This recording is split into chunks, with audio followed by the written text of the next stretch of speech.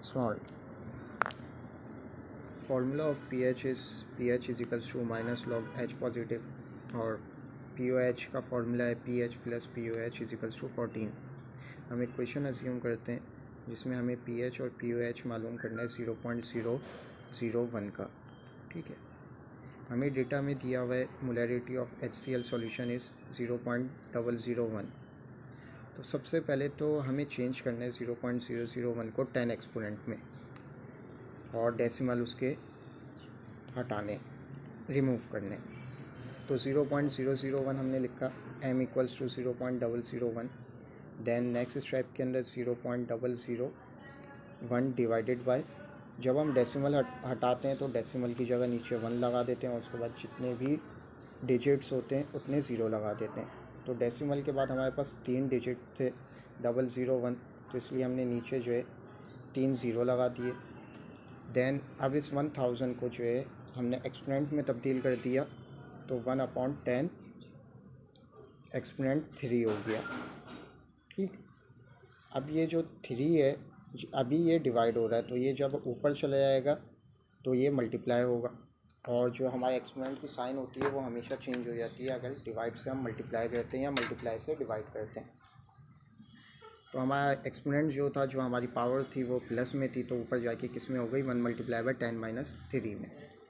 Required में हमारे पास क्या क्या था, pH POH. ठीक है, तो सबसे पहले तो हमें POH भी मालूम करने के लिए सबसे पहले हमारे पास pH होना लाजमी है. तो pH का हमने फार्मूला लगाया, pH is equals to minus log H positive.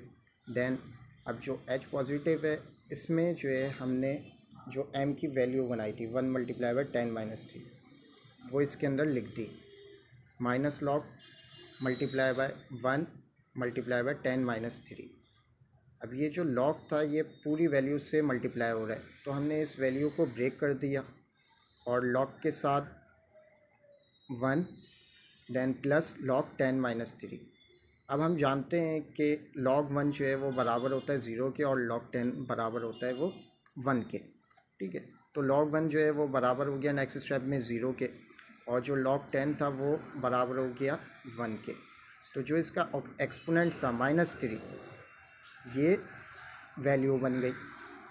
Then अब हमने इसको जो है मल्टीप्लाई कर दिया साइन को, जो हमारे पास बाहर साइन थी माइनस की, तो माइनस को प्लस से माइनस प्लस माइनस और माइनस माइनस प्लस, तो pH की वैल्यू हमारे पास आ गई 3. अब हम POH मालूम करते हैं. POH का मालूम करने का तरीका ये है कि pH प्लस POH बराबर होती है 14 के. हमेशा 14 ही हमारी एक एक्चुअल वैल्यू है, उसी के बराबर होगी.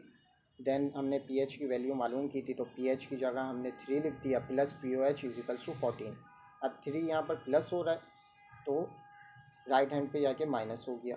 14 में से हमने 3 को माइनस किया तो हमारे पास वैल्यू आ गई POH की 11.